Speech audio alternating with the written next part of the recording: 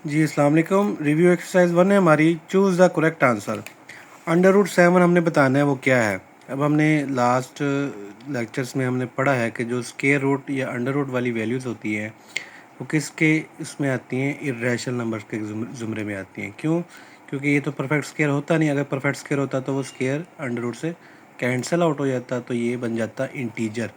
लेकिन ये perfect square नहीं है तो क्या कहलाएगा, इर्रेशनल नंबर। फिर उसके बाद पाई एंड ई आर, ये कौन से होते हैं? ये हमने non terminating non recurring decimal numbers में हमने पढ़ा था। ये कौन से होते हैं? इर्रेशनल नंबर होते हैं।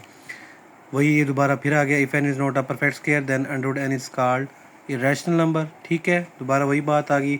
अब इर्रेशनल में इर्रेशनल ऐड करेंगे तो वो दोबारा इर्रेशनल बन जाएगा। ठीक है।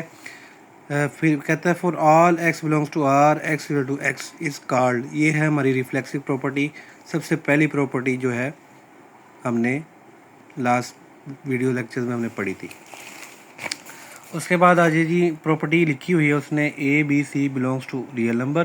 देन ए अगर कहता है ए बड़ा हो बी से और बी बड़ा हो सी से, तो हम जाहिर सी बात है ए जो है वो सी से बड़ा हो जाएगा। वो क्या कहलाएगा? ट्रांजिटिव प्रॉपर्टी कहलाएगा। उसके बाद है 2 की पावर x मल्टीप्लाई 8 की power x is equal to 64। तो x किसके बराबर होगा?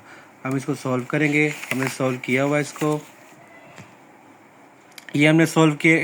8 का एलसीएम लिया और 64 का एलसीएम लिया। 8 का एलसीएम लिया तो 3 टाइम्स 2 मल्टीप्लाई हो रहा है, तो हमने लिख दिया 2 की पावर 3x।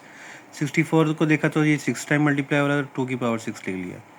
अब बेस है में पावर्स क्या हो जाएंगी? ऐड x प्लस 3x हो गया 4x, ये 2 की पावर 6। अब नीचे वाले कैंसिल हो जाएंगे कंपेयर करने की सूरत में, तो आंसर आ जाएगा 4x इक्वल टू 6। ठीक है। अब 4 मल्टीप्लाई हो रहा है, वहाँ जाके डिवाइड हो जाएगा, तो 2 के टेबल पे ये कट आउट हो जाएंगे, तो ये क्या आ जाएगा 3/2। यानी हमारा आंसर क्या निकला? 3/2। हम टिक कर देंगे 3/2 के ऊपर। अगला है let A B belongs to R then A is equal to B and B is equal to A is called. ये कौन सी प्रॉपर्टी है?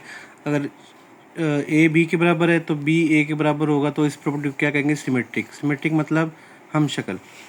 फिर ये है √75 प्लस √27। इसका आंसर क्या आएगा? इसको हम थोड़ा सा सिंप्लीफाई करेंगे, फिर आंसर निकालेंगे। देखते हैं हम। ये हमने 27 को एलसीएम में कन्वर्ट किया, ये थ्री टाइम्स मल्टीप्लाई हो रहा था, हमने लिख दिया। फिर 75 को किया, ये 5 और 3 यानी 5 2 टाइम्स और 3 1 टाइम। 5 का स्केयर लिया, वो स्केयर अंडर से कैंसिल होकर बाहर आ गया, अंदर √3 बच गया। इसका 3 दफ़ा था तो एक स्केयर हो गया, एक वैसे बच गया। स्केयर वाला कट आउट होकर बाहर आ गया 3, दूसरा अंदर रह गया। अब देखिए √3 सेम था, तो हमने जो बाहर वाले थे डिजिट्स उनको जमा कर लिया एलसीएम लेके, तो ये 5 + 3 8 हो गया। आंसर क्या आ गया हमारा? 8√3। हम सेलेक्ट कर लेंगे 8√3 को। फिर नेक्स्ट है द प्रोडक्ट ऑफ 3 प्लस। अब देखें पहला प्लस का है, दूसरा माइनस का है। ठीक है। 3 a plus B A minus B, तो क्या फार्मूला लगेगा? ए का स्केयर माइनस बी का स्केयर। ए का स्केयर क्या होगा? 3 3 जार 9, सॉरी हाँ 3 का स्केयर क्या होगा? 3 3 जार 9, और √5 का स्केयर क्या होगा? स्केयर अंडर से कैंसिल हो जाएगा, 5 आ जाएगा। 9 में से 5 जाएंगे, 4 बचेगा। 4 हमारा प्राइम नंबर है? नहीं है। ओड है? नहीं है। इरेशनल है? नहीं है। तो क्या बचेगा? रैशनल। 4 के नीचे क्या होगा? 1 होगा, तो वो क्या कहलाएगा? रैशनल नंबर कहलाएगा।